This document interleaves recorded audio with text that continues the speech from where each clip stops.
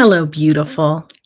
And what I'd like to know is what is good in your life today? I'm Kia, and this is another episode of the Female Veterans Podcast. Today, I have with me Shayla. She is an Army veteran. She served just about 3 years. And in that time, you're not going to believe what transpired. Okay, we're going to dive into what happened during her experience in the military, her transition out, and the special message that she has and wants to share today. Before I do that, I want to give a shout out to my sponsor, Eris Health. You can follow Eris Health on Instagram. What they are doing is their focus is on mental health. So, in our space, it is incredibly important that we focus on mental health, right? And what they're building is an app that you can subscribe to. It's not ready yet, so I'm not even selling anything. I'm just telling you about it so that you can go support them. You can wait and see as it unfolds. When it's ready, you can subscribe. So that's Eris Health. You can go to Eris Health on Instagram, follow them, and you'll be able to stay up to date on what's transpiring with the app and be ready and waiting when it comes available. So please go and support them. Tell them Kia sent you, and support Eris Health. And we as veterans understand the importance of mental health and prevention. And so they're doing good work. And they're going to have a lot of content focused for veterans. So, I'm going to see to that. So, without further ado, I'd like to introduce my guest, Shayla. Hey. Hi, Shayla. Hey, how's it going? It's good. How are you? I just want to thank you so much for being a guest on the Female Veterans Podcast. Yeah, sorry life has been so crazy that our schedule's just kind of hit and miss. It's always like that for me. I'm always got a million things going on. So, but I'm so glad we finally got a chance to connect so that we can have our girl talk, our veteran and girl talk. Yeah, absolutely. So I want to jump right into it. What made you join the military? So I was a single mama of two, and I was working three jobs, and my ex-husband had like cheated on me. Well, I was pregnant with our son, and like 3 weeks after I had him, he told me that he didn't love me anymore. So, he and the chick that he cheated on me with was actually moving back to my hometown. And so I didn't want to watch the life that I had dreamed of play out in front of me. So, with me barely seeing my kids and just not knowing what I wanted to do with my life. I mean, I was 21, so I talked to my sister. It was Memorial Day weekend, and when I didn't have my kids, I tended to, drink and party and have a life. But she didn't really approve of that. So I was sitting in church with her, and I was like, I think I'm going to go talk to a recruiter. And she said, do it. I didn't realize that she was being sarcastic, but she was. So I went and I talked to a Marines recruiter first, and I was like, oh, that's not the life for me. Kudos to those who do, like, Mm-hmm. extra hat off. But Mm-hmm. this girl, yes, this girl, no, thank you. So, I talked to my stepdad who had been in the Army, and I went and talked to an Army recruiter right after. Wow. So, I mean, you were a young mom, your life fell apart, and you're just like, I got to do something, and just went and got it done. Yeah. That's huge. That's Some huge. Yeah, some people don't know, but you can't have custody your first term. So I had to sign over custody to my ex-husband in order to join. Wow. Well, you know what? I thought for a period of time they had done away with that. I don't know. When I joined, I couldn't have uh full custody. I had to sign it over. What year did you join? 2015. So recently. Mhm. Interesting, because I definitely have spoken to a lot of women who have had to sign over custody, but it was, like, usually, mid-90s and prior. Yeah. Um, Wow. But only for the first term then? So you yeah, can it have was on. custody back after? Mhm. Yeah. Okay. Wow. For me as a mom, I wasn't a mom when I went in, right? But I definitely had friends who were. I was like the one you could count on to babysit your kids so you could go out and drink while you were young. Mhm. And you knew your kids would be safe because I would stay with them and watch your kids for you so you could have a life. But at the same time, I can recognize how hard that would be to give the custody up of your child, even if it was for one term. Yeah, it was the hardest decision I've ever made. And your two little babies, how old were they? My son and I were just talking about this actually. He was 2. Well, he was about to turn 2 when I left for basic, Wow. and my daughter was 7. Oh my goodness. I mean, I always say this, and I really cannot say this enough, but it's the spouses and the children, especially the children, that are the backbone of our military because they're the ones who pay a big price to have their parents deployed or, away. Absolutely. Absolutely. My daughter, she suffers a lot from when I left. Mhm. So, I can just imagine, poor thing, but, mommy had to go serve her country, and not everybody volunteers because 'cause we're a volunteer service, we don't get drafted really anymore. right. So, you went to go do something very brave and, very important for our country, and it was a way for you to create a new life for you and your kids, so it's a sacrifice, but also an Absolutely. opportunity. Right. I mean, my Yeah. recruiter, she told me all the good things, like they never tell Mhm. you anything bad, No. but but that's one thing that she sold me on is that, like you could paint a way for college for your kids. And I was like, Mhm. that's it. Like sign me up. Let's go. So what was boot camp like for you? It was interesting. You had your view that you were like, how do you even tie your boots in the morning? Like, Mhm. oh my gosh. And then you had your few that were like you meet some that you get super close with. And we had been we'd been low crawling because somebody decided to steal an MRE. And I got tired of it and I took off my gloves and I threw them down and I had a little tantrum and then she was like, "You done?" I'm like, "I guess. Let me pick up my stuff." Oh my gosh. That's But so crazy. yeah. I wouldn't have Yeah. dared thrown a tantrum in boot camp. Yeah. Not I even mean, dare. I nobody was was around. Goodness gracious. I'm like, "Don't see me." That was my motto of boot camp. "Don't Mm. see me, don't see me. I don't exist." I did not volunteer for anything. I learned Mm-mm. real quick not to do that. Mm-mm. No, I don't want a leadership position. I don't even want you guys to know. I want when I leave boot camp for you guys to go, "There was a baker here? Right. Who was Baker? Which one was that?" Like Yeah. Yeah, I wanted no drill sergeants to know my name. Yeah, Uh-uh. yeah, yeah, and we got beat too, so we got beat quite a lot.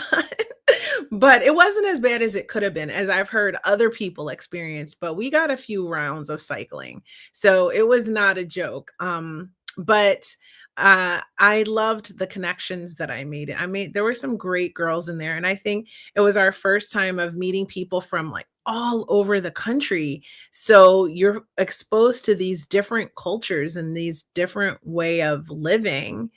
And for me, I was a big city girl, but I also grew up a little bit in the country, but I'd never met anyone from like, say, New Orleans, right? I'd never met anybody from Kentucky. I like, you know what I mean? Like, so it was such a amazing, like, eye-opening experience to meet so many different types of girls. Was it like that for you? Absolutely. And honestly, like one of my favorite memories is when we finally got to ride the bus. Like that was a huge deal instead of having to, march anywhere. So I remember getting on the bus and kind of looking around and I'm like, if stuff goes down today, like these are the people that I'm with. And Yeah. these are the ones that are going to have my back and like just that surreal moment of I signed up to do something great. And so did these people. And it was just, I don't know, like that was the most realist moment I think I've ever had. Wow. And it is something when you start to realize, "Oh my gosh, like, these are my people." Yeah. I think I felt that way, when we a couple years into it, right, we started, having drills in the desert. And so, we would do fleet hospital trainings, and that's when it like, I think because being a corpsman was a lot different, so I was like a medic, right? And it was a lot different, like, our training and the liberties that we had. It was like a more relaxed experience than all the other sailors were having, even from our A school. So which is I think is AIT for you guys. Oh, okay. Eh yeah, and so it's A school for us. And so from that point, it just was it was, like, way more laid back. First of all, I was at a naval hospital. Second of all, like, I was stateside, right? I was just north of Chicago, so I was down in the city. Like, it was very, um, more almost like and it was peacetime, so I will say. It was right I came in at right at the end of Desert Storm, so people were coming back when I went in. So I'm a Desert Storm vet, but I didn't have to deploy. So basically, because of that, it was almost like you were going to work. Like, you went to work in uniform, but especially after I moved out of the barracks off the base, like, it was just like a job. Right. I got in my uniform, I went to work, I took my uniform off before I even left the facility, and then I went home, right? And that's what life was like until we started doing, like, those trainings, and then it got real, and that's when I was like, "You know what? If it goes down these are the skills. This is the job I'm gonna be doing. This is how it's gonna be if, a war happens and we're preparing for something, right?" And I knew that it was before 9/11, but I knew we were preparing for something. And it was just like a really big moment of realization, like, this is what I'm here for. Yeah. I mean, like I got that feeling again when we were at NTC. And I mean, it's hotter than Satan's breath, I'm pretty sure. Like, it's so hot there, but just being surrounded in that environment of, like, this is what we're training to do. And Mhm. I mean, we did a rotational deployment to Korea. So being away for 9 months and, like doing those stupid E drills. But like waking up at 4 in the morning and getting all the ammo out of the bunkers and all of that, like it's just that surreal moment of if things go down today, like this is what's up. This is who I'm Mhm. surrounded by. These are my people, and like these are gonna be the people that get me back home. Yeah, it's a powerful, powerful, powerful realization, and it's a powerful connection that I don't think anyone who doesn't serve could ever possibly understand. Absolutely not. Maybe like cops or first responders, maybe. Maybe, but like I dated a fireman for a little bit and like you still have some of that, but I think ultimately like it's not the same Mhm. environment. Yeah, So like you're not I mean, I don't know. I'm not trying to step on anybody's toes either. So yeah, like for me, it was different. Like those people that I was with night or day were going to have my back to make sure that I got home to my babies and I was making sure that they were going home to theirs. And just that constant, I mean, they become like your brothers and your they do. sisters. And some of those relationships, like, they never go away. Like, I'm still friends with some of them, but it's just, it's, it's very different. And I don't think anybody can really, unless you've been there. I don't think you can understand that bond. It's very special. In fact, this morning I was on a podcast called Sit Call with Doc. It's on Citizen Green TV. Definitely an amazing, amazing podcast. And all veterans, all veterans. So Doc, obviously a hospital corpsman, right? And we had a Marine with us, and I think an Army guy. And we were all just hanging out, and it was my first time meeting three of them, or no, two of them. And so we hung out, and I laughed so hard. I laughed till I cried my makeup off, because even though we didn't serve at the same time, and even though we didn't serve together, that bond of that understanding that we're just talking about is there. And there was so much camaraderie hanging out with these guys this morning and doing this podcast that was just like, I don't know, it's like no better feeling. And then I get to come hang out with you, right? And talk to it like best day, right? Like, and get Yeah. to hang out with a veteran sister, which is a completely different type of bond and connection. I mean, for me as a woman, probably even better. But like, just amazing, because there's nothing like it. There's nothing like that connection of service to this There country. there's really not, and, like, any of my kids' Veterans Day assemblies or anything like that, like, talking to the people who have, served before me and even after me, like you said, like, you feel that bond together no matter what branch they served with, like, it's fun. I mean, especially when you have the few that'll, like, pick on you for being Army or pick on you for Yes. yeah, like, I mean, all those little jokes, they make me laugh, but We were telling the Marine was talking about how he eats crayons, the green ones were the best, and no one would understand that unless, you no. know? So it's special. It's really special. It absolutely is. So tell me, what was AIT like for you? Let's go back in your career a little bit and start at the beginning. So what was AIT like for you? AIT was I don't know, it wasn't bad. Like, it was my first of, "Oh, it's not basic?" You know what I mean? Like, we actually get a little bit of freedom here? What is this? Uh, it was it was not bad at all. Mine was great too. Like Hospital Corps A School was on another level. They had just built these barracks that were like luxury barracks. It was like a Jack and Jill bathroom with another room, right?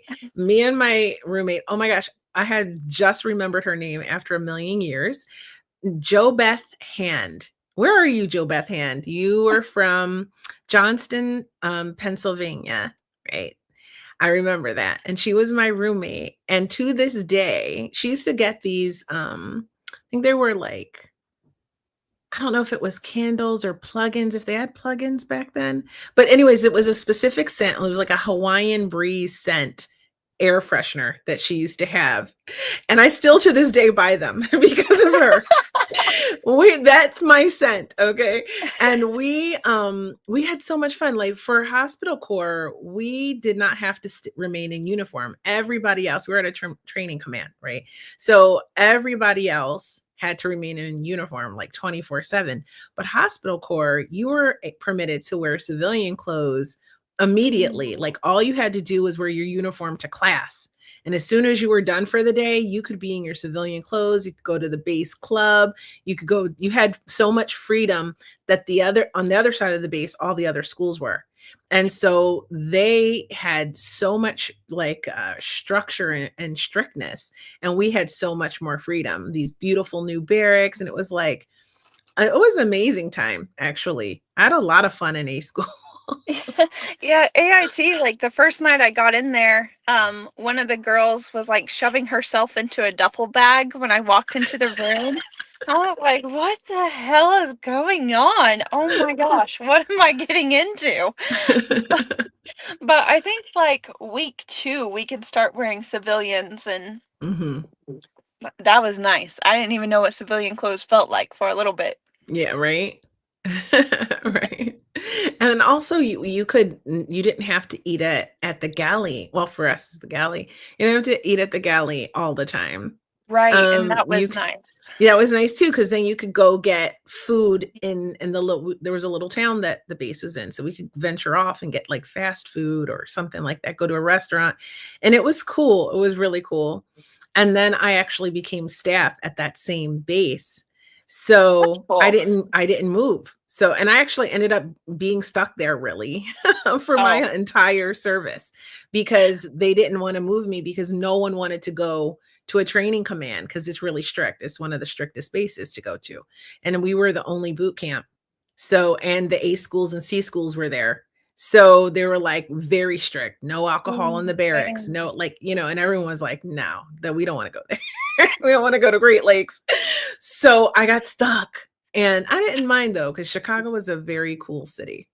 So, what did you like? What was your favorite? Let's do this. What was your favorite memory from AIT? Oh, it was probably, like, the first weekend that I got to venture off. Mm.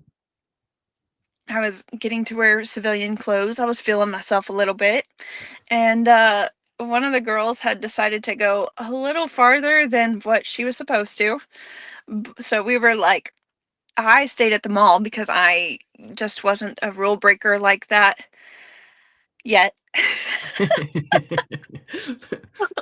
But, like, trying to get her to hurry up and come back so we can make it on time and all the fun things, like, I just didn't know if we were gonna make it, and that fun memory of, "What am I gonna do? Like, how am I gonna cover this up for you?" Like, That's really funny. um Oh my gosh. I wasn't in A school, but I was staff at the base and I used to go to these like parties down in the city. And I'd be all in my dancer gear, which is like so completely different, like all in glitter and all of this stuff. I mean, it was the 90s. And I had duty and I would never go out on the night I had duty the next day.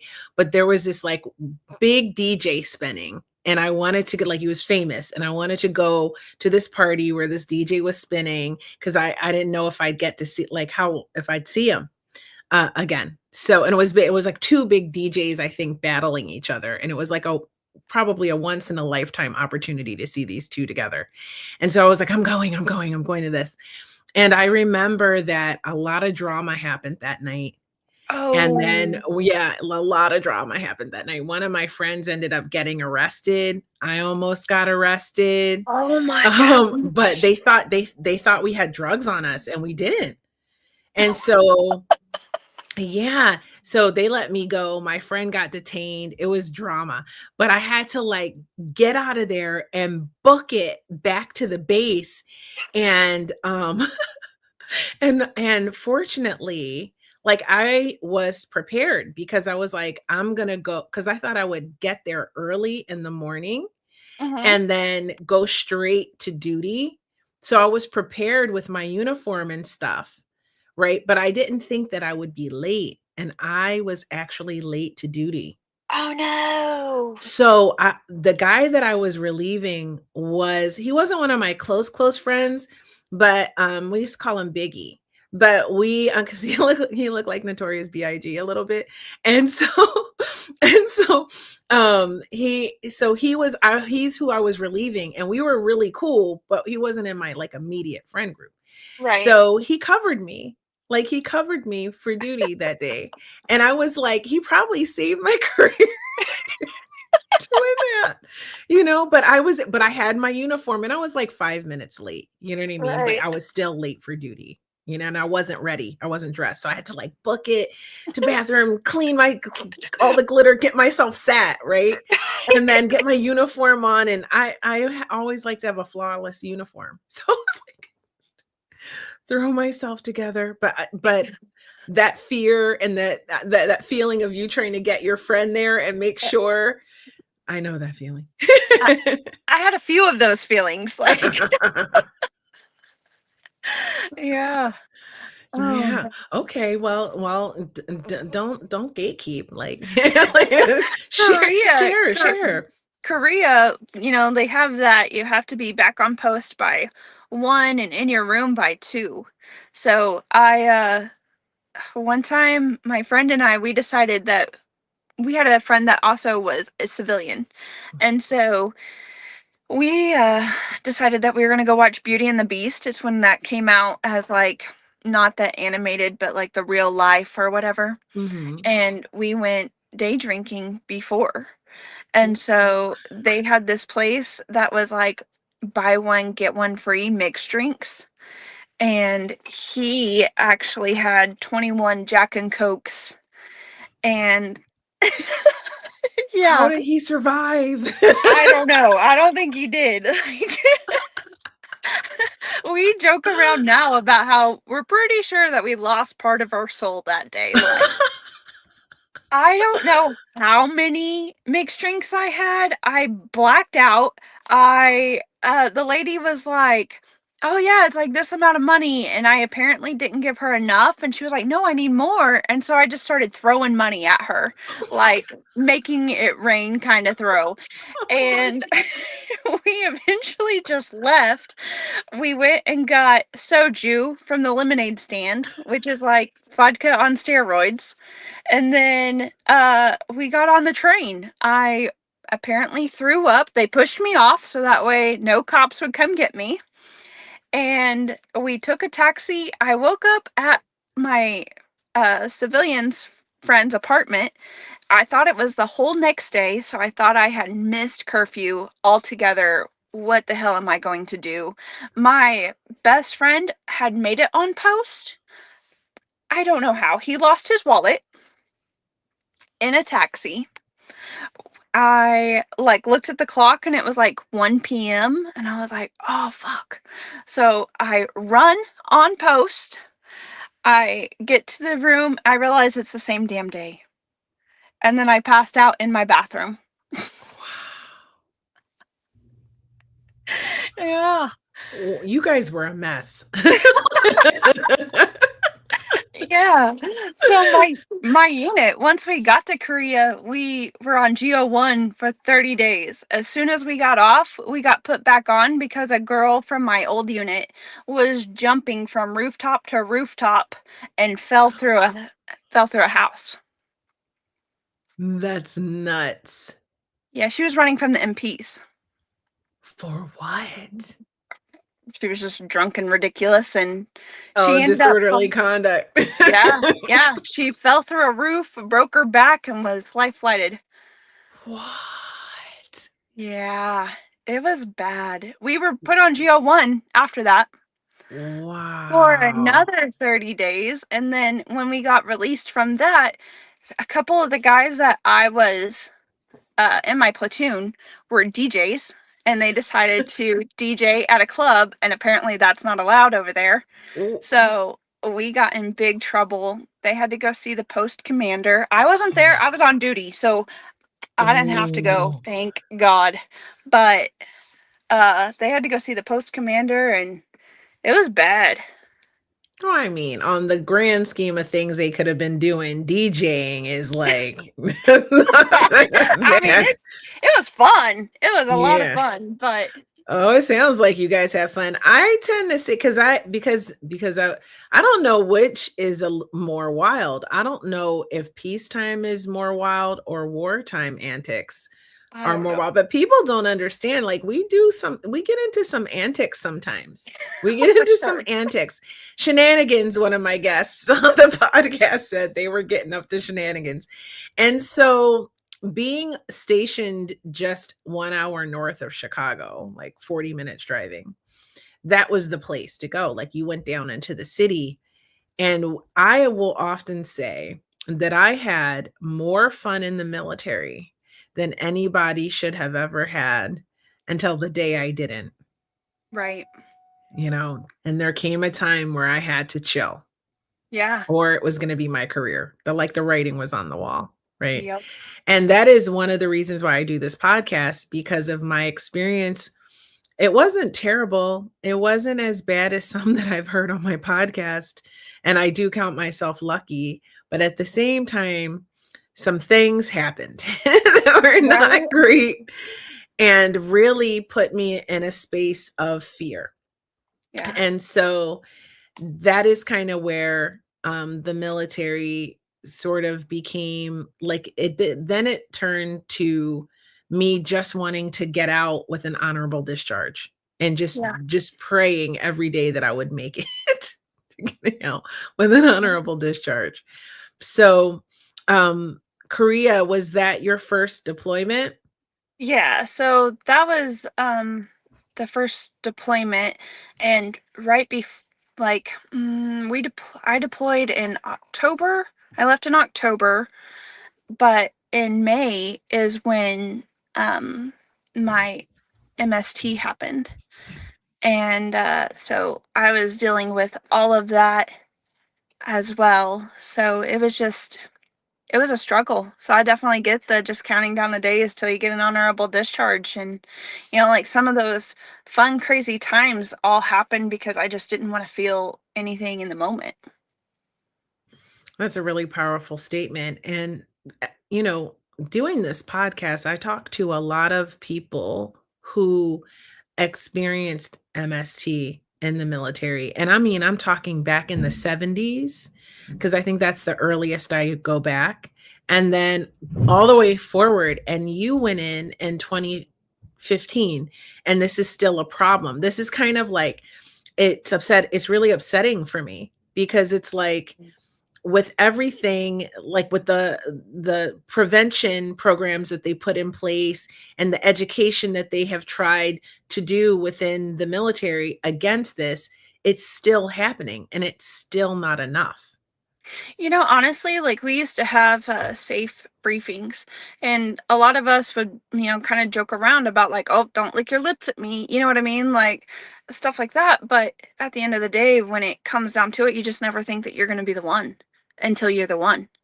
And then the military at the time just, I mean, well, even in the past, I think still now they try to cover it up because whose unit wants to be the one that has the girl who's been raped or been molested? Or, I mean, nobody wants to be that chain of command. So it's just easier to send her on down the way and deal with it later. And then the girl is just sort of abandoned, and Yeah, sometimes she's just, some of these women have been just like med boarded out with psychological disorders, like not that they even have them, but they're just, right. this is what they use to get them out of the military. But and they're not treated No. while they're in. So I want to ask you, you know, I want to ask you, before this happened to you, what was life like in the military? Life was good. Like, I really thought that everybody had my back. Like, I mean, I was kind of doing some shady stuff. I was dating a staff sergeant. Mhm. So, like, I was a PFC getting ready to be promoted to specialist and I was working up pretty fast. So, being a sergeant was like definitely one of my goals. And I was doing everything possible to reach them as quick as possible. So ranking up fast, doing what I'm supposed to do. But I mean, that was the only downfall. I was dating somebody who I shouldn't have been dating. And then, but I was stationed 4.5 hours away from home. So I got to come home on the weekends and see my kids when it was my weekend. Or I got to go to all the family things when I needed to. So that was pretty cool, like still being able to go and do and see and have the military life as well. 4-day weekends, I'd put in a pass and stay gone. And that was nice. Like a lot of my friends didn't have that Yeah. capability. So I was very blessed. Like, I was very blessed for that. But it was amazing. Like, I had fun. I had a lot of fun before, and I was so easygoing, and I didn't look over my shoulder all the time. And, you know, I, I think I was a little gullible, honestly. Like, I believed that, I mean, I was on an army base, nobody was gonna hurt me. All the people that were around me were for me and had the best intentions and chain of command, like, I had mad respect for them, and they were gonna have my back through it all. Wow. So did this happen, while you were deployed or while you were stateside? Stateside.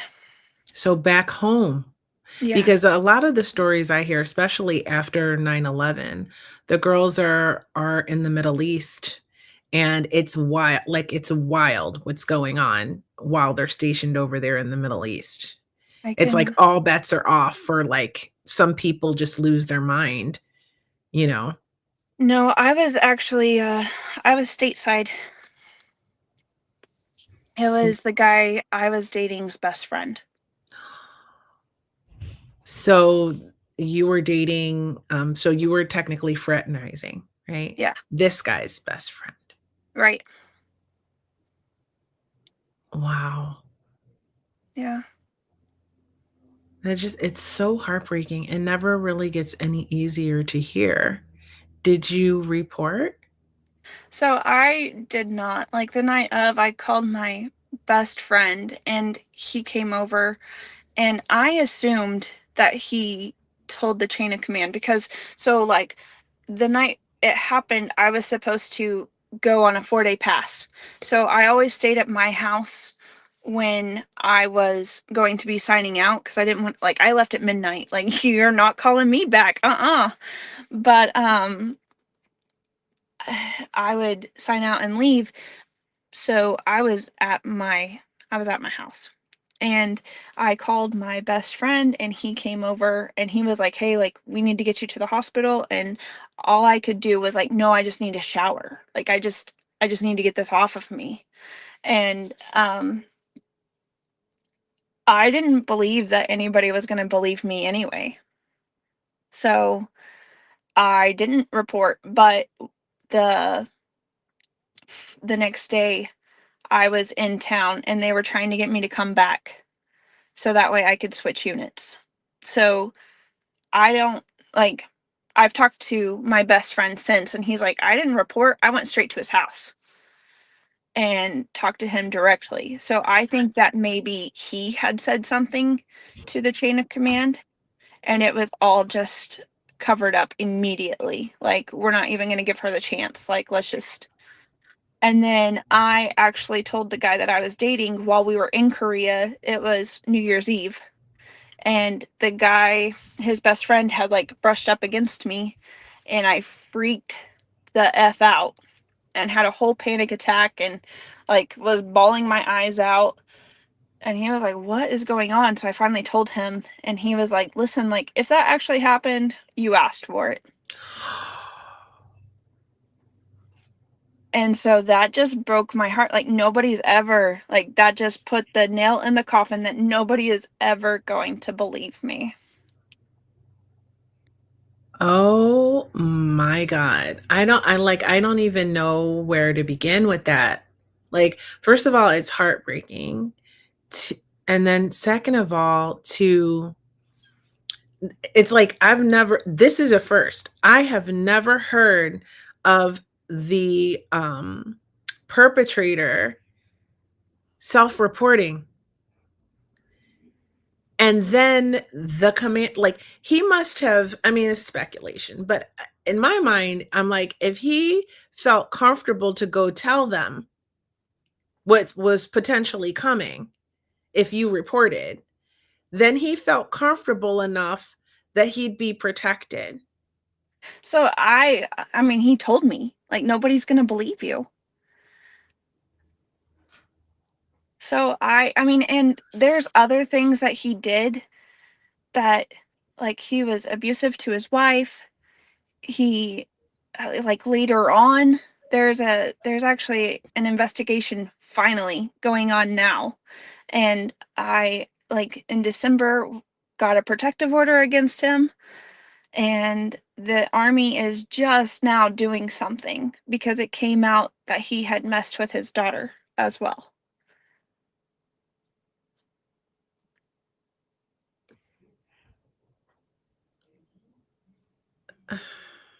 So, like, so many things could have been stopped along the way. Like, so many things. He, slapped somebody in Korea, the chick that he was dating in Korea. He slapped her. There was domestic abuse in the home, like that the chain of command knew about. Like he was beating the shit out of his wife and nobody did anything. They just looked the other way. So, like, a girl's gonna come forward with rape. Oh, let's just get her out of here. I mean, that is literally so tragic.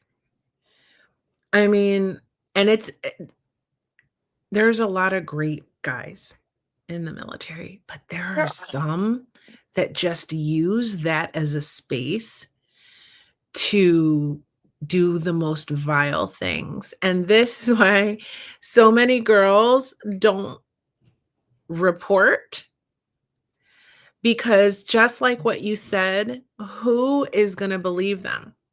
And these guys get power from it. They get emboldened from the knowledge that more than likely, if anything, it'll be a slap on the wrist for them and the girl will be sent or put out or moved out of that area or whatever. And right. it's just not right.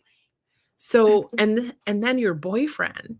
I mean, another thing to just add so much like heartbreak to this is that he didn't have your back. Like, I mean, I get that it was his best friend, but then it makes me think, well, if your best friend is beating his wife and doing all this vile stuff, like you're not that far.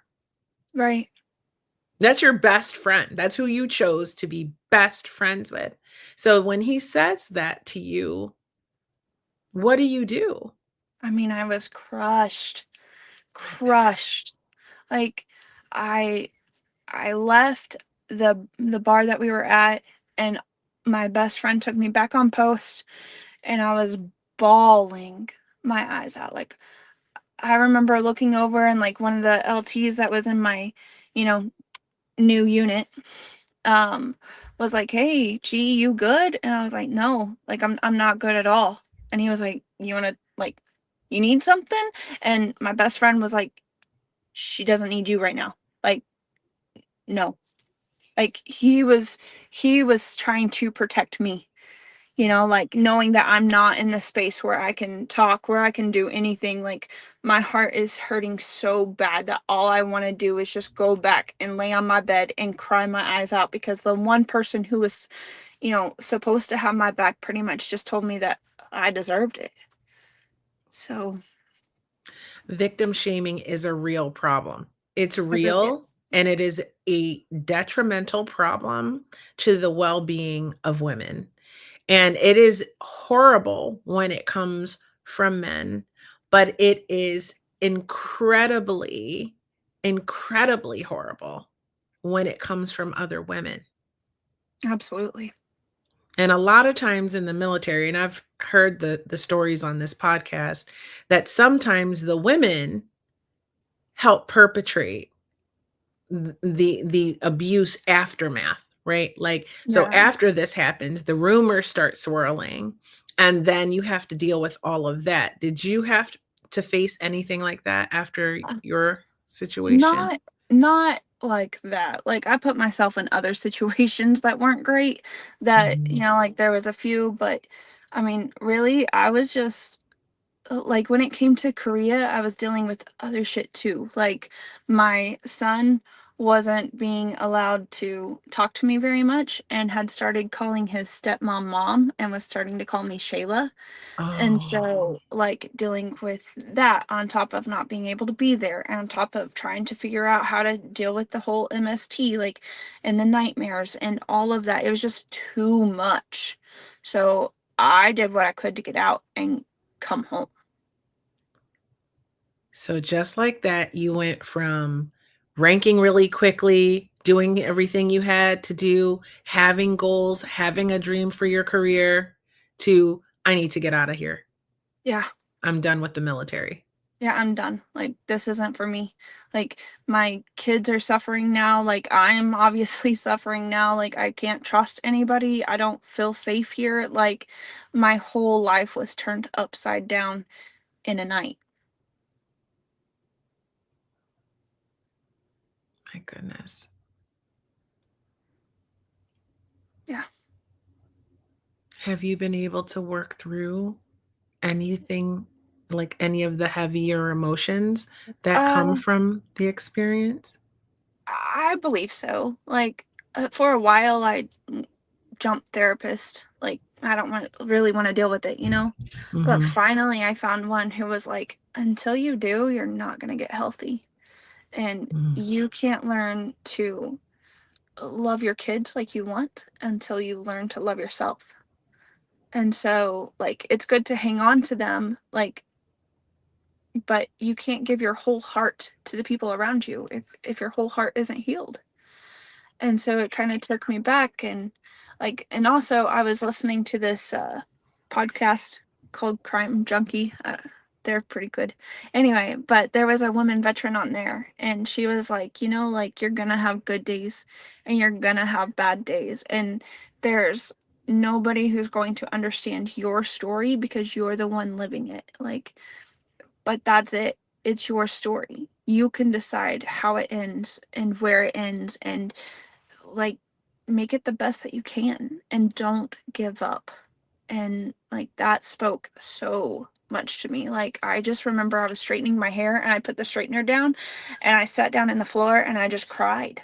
Like, how do I get healthy? Like, how do I get to where, you know, I'm not, when it's thundering and lightning, how do I not just have a whole meltdown and not be able to take my kids to school? How do I, you know, live to do that? And eventually, with good therapist who, you know, walked me through, who held my hand as I cried. And also, I really think this last December, as he showed up for the protective order, which was a whole crazy thing in itself. Like, I never thought he would show up, but he did. So I like, having to deal with that and sit in the same room with him again and know that at the end of the day, like, this protective order, it seems nothing. And, you know, like, I can't guarantee that they're going to actually prosecute him, but this protective order follows him for the rest of his life. So anytime he goes to get a job, he has to explain that. Anytime somebody looks him up, he has to explain that. He lives in a small town. So, and he worked for the city. So when he got served, like, people knew. And that in itself brought me comfort. Like, you tried to cover it up before, but now you Oh, can't. that just gave me chills. Yeah, so like, like, I really feel like that day I went from being the victim to being the survivor. And like, there's so much power in knowing that that will forever follow him, and he can't take my voice away. Get your life, girl. Like, stand up. Yeah, That is amazing because a lot of women don't get to do that, right. you know? And it's like such a healing thing that It, you got to finally get some justice. It may not be like him behind bars where he needs to be because unfortunately life is just not fair sometimes. right. But that's where he should be. We know that. But you got something. Yeah. You And fought, you know? It's yeah. amazing. And I will say, like, the detective that I have been in contact with has been absolutely amazing.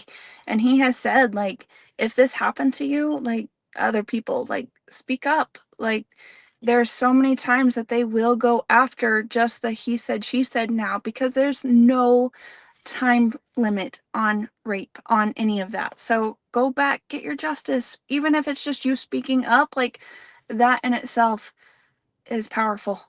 And just somebody listening to you and saying, hey, like, I actually listen, like, I hear you, I believe you. And that's amazing.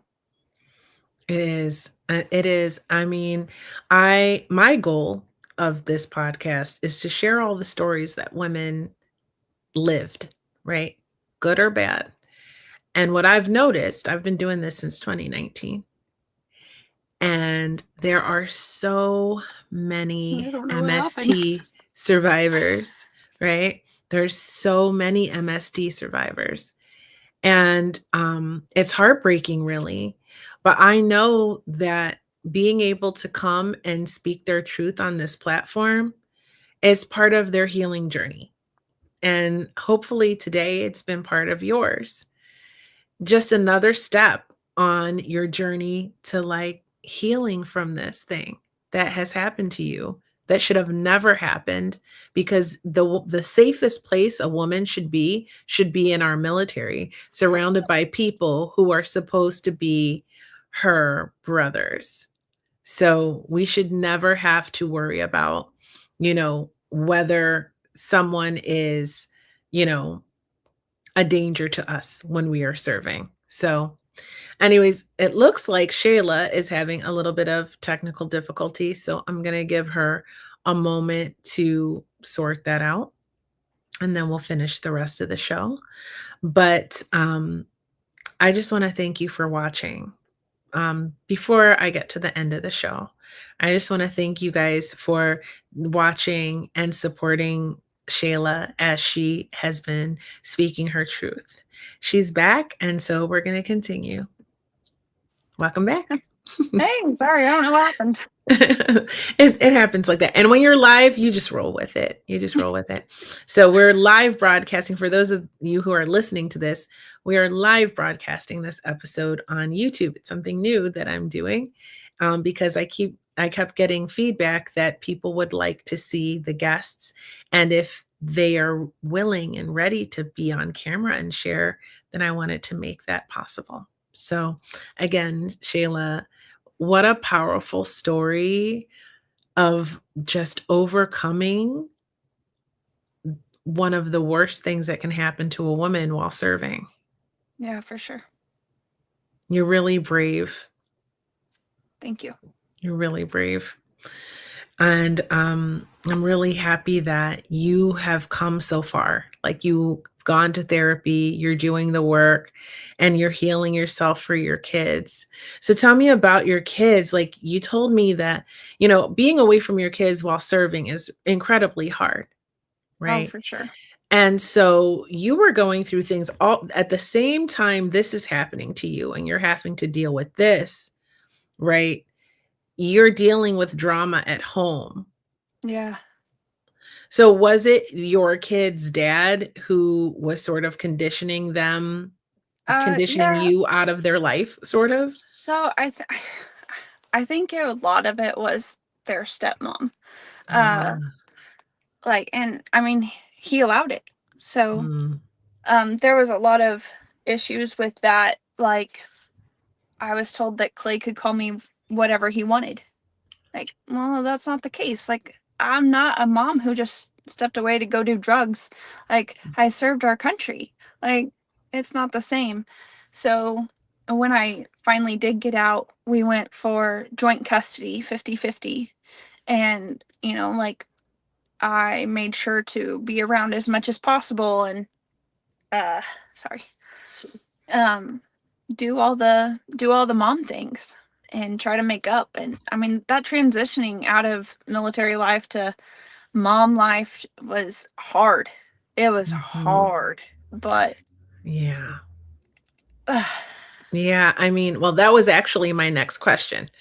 So so because I understand that from there you were ready to get out of the military. How long was it from the time of the MST to you actually getting out? it was a year and a half, pretty much, from the time Wow. that it happened until I was out. I was actually supposed to get out like a year and a month afterwards, but uh, my chain of command didn't want to let me out. They wanted to try to make me uh, do my contract. So there was some finessing around, and I was like, I can't do this anymore. And I got out.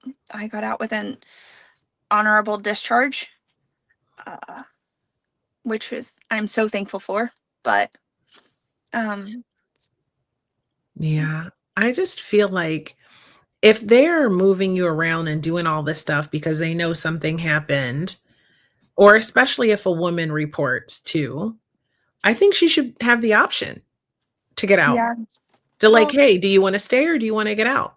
Like, so I mean, I don't think my new unit, I don't know that they knew everything. I don't know. mm, So when I was like, "Hey, like, I don't have anybody to watch my kids when I deploy.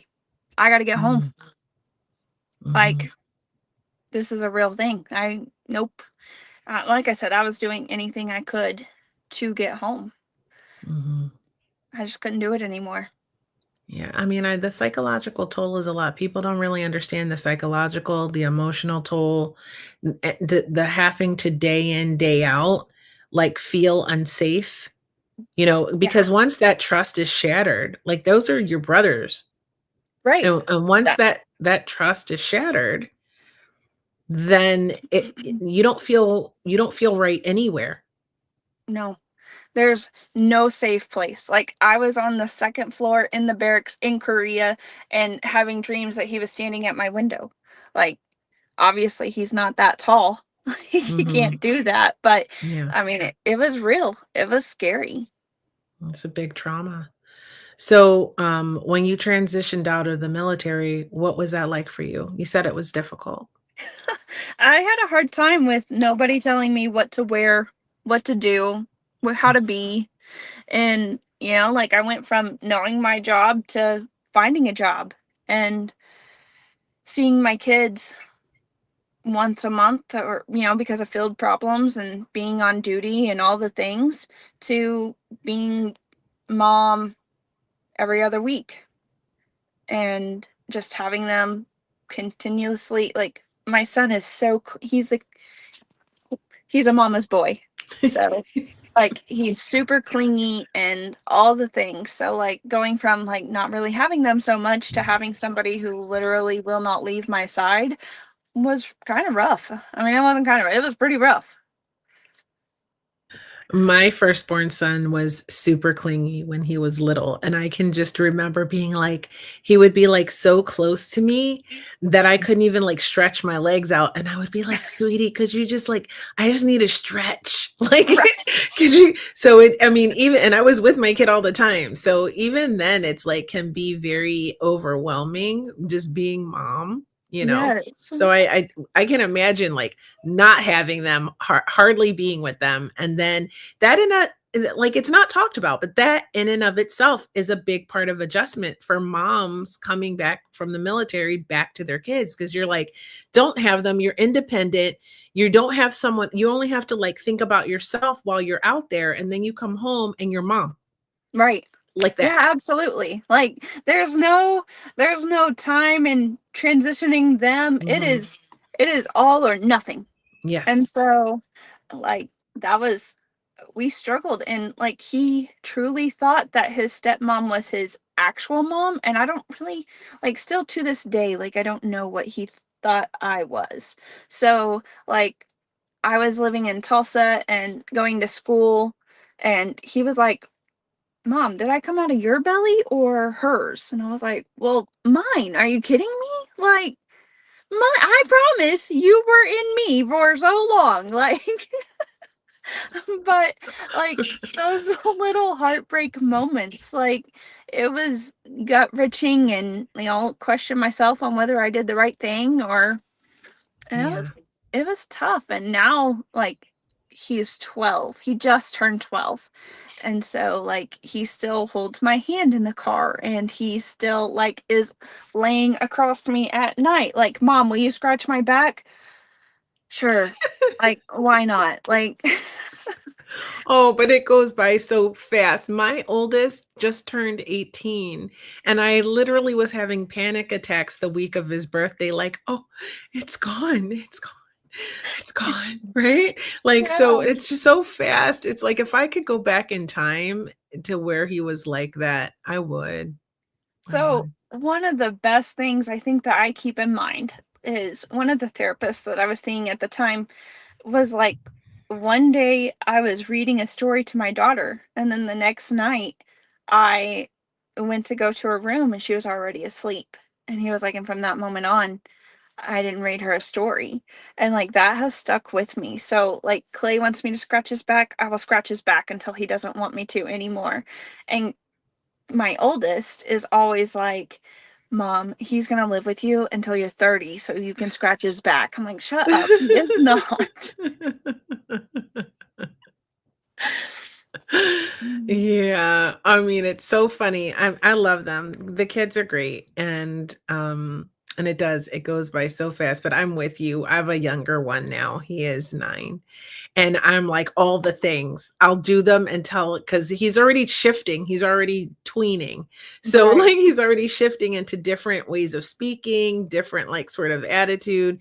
And I'm Mhm. like, it isn't gonna be long before he doesn't wanna hold my hand anymore, before Right. he won't let me kiss him on the lips, right? Like, Yes. so I'm Yes. doing I mean, it. my 17-year-old, like we talked before, she's going to college in Yeah. August. So, Mhm. like, enjoying the little moments with him that some of the moments I didn't get with her.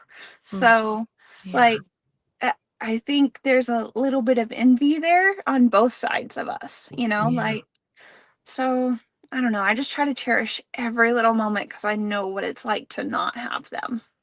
Oh, that's really powerful. And so, how have you been coping since you've been out? It's been a few years now. Yeah. Well, I am TDIU, so I get to be mom constantly and get paid to stay home and do it. So it's, I mean, it has its good days and its bad days, and I substitute at the school sometimes when I feel like it. Yeah, So, uh, you know, I take it day by day. Like, it's okay for me to have bad days, and it's great for me to have good days. But the bad days, I just remember I can't stay there. that's really beautiful. And we haven't even got to the advice section yet. I That's really know. amazing advice. Yeah. So, but I know that there is a topic that's really close to your heart, and I wanted to ask you about what made you feel so passionate about suicide prevention? I mean, during the dark, dark days, I really contemplated about suicide. And, would my kids be better off without me? Like they have a home, they're loved, and if I'm not here, then, all the benefits that they get, is it worth it? And so, like, I didn't know if I could take one more bad day. I didn't know if I could wake up one more day and feel the heartbreak and not know, am I safe? Is he gonna come back? Am I, like, is he gonna contact my kids eventually? Is this where does this end?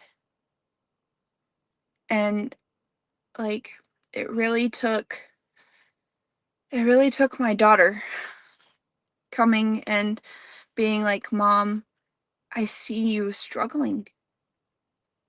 And I don't know what to do, but I can't I can't do it without you. So you have to find a way to keep fighting. And I remember like I just think that maybe you might be better off without me. And her being like, "No. No, you are my mom and nobody replaces you. Nobody nobody can ever give me the advice that you're going to give me or help me plan my proms, help me plan my wedding, help me plan graduation, which we're planning now, like all the things. Like I can't do it without you. So so dig down deep and figure something out. Go to the doctor. We'll go to the doctor together. And like honestly, for a while she did. She went to the doctor's appointments with me. She checked on me on therapy days. She didn't go with me, but that was my decision and not hers.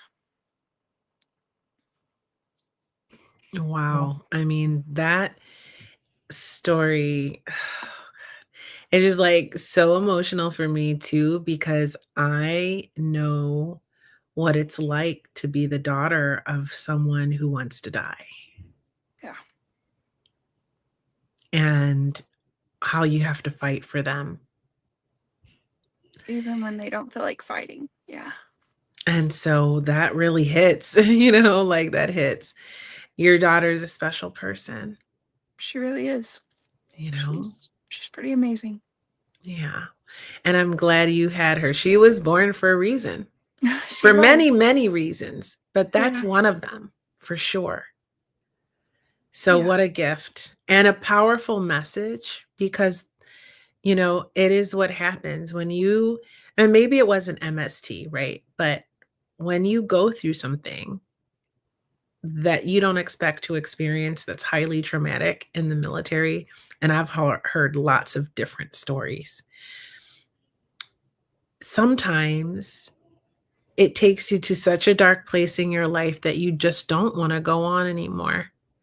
Yeah. And sometimes even the transition out of the military is so hard that you don't want to go on. And they say 22 a day, right?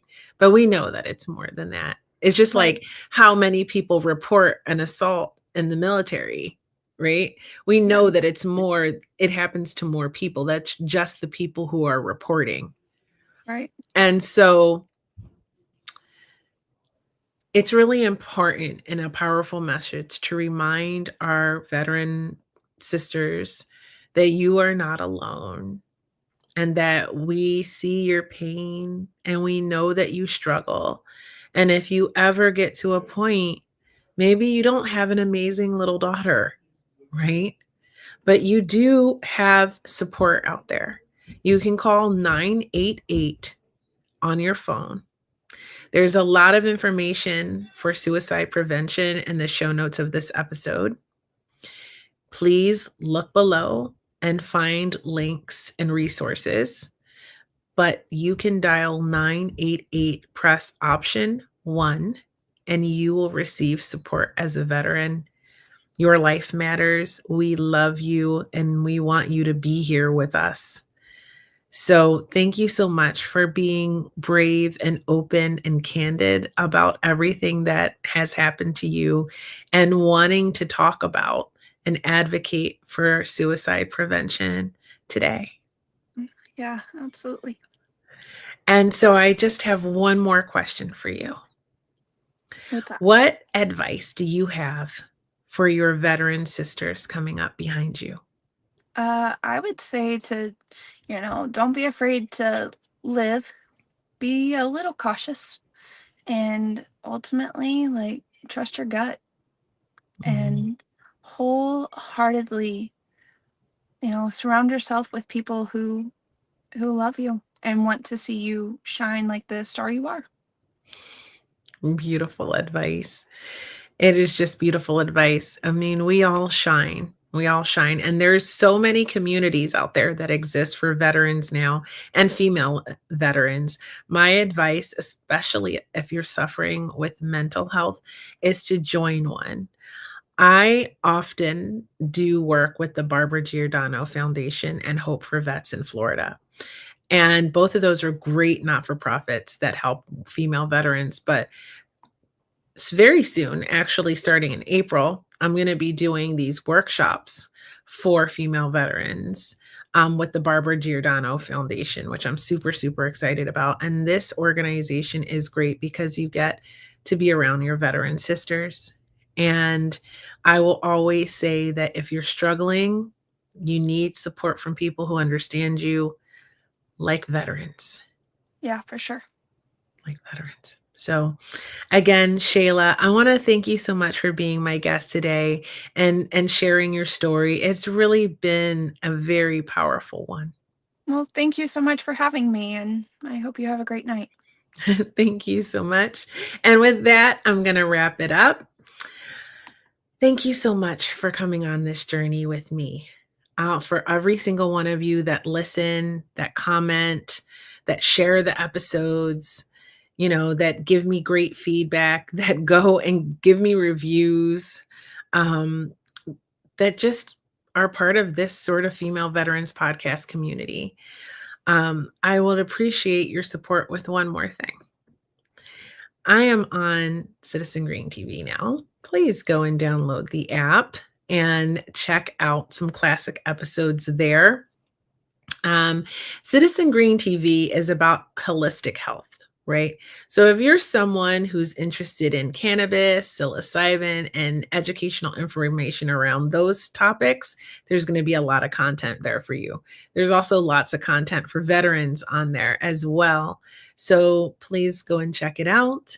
I'm streaming there. It's totally free for all the content. You can download the app in your app store. They have a website. They're on Roku TV. So there's lots of ways to find it and check it out. The Grunstone Foundation, who is a former sponsor of this podcast, has a show on there as well.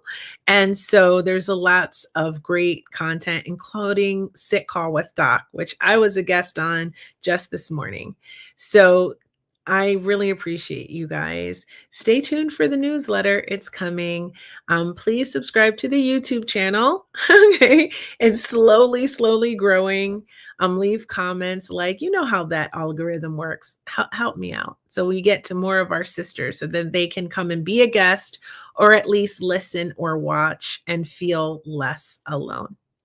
So with that, I want to say I love you guys, and I will talk to you next time.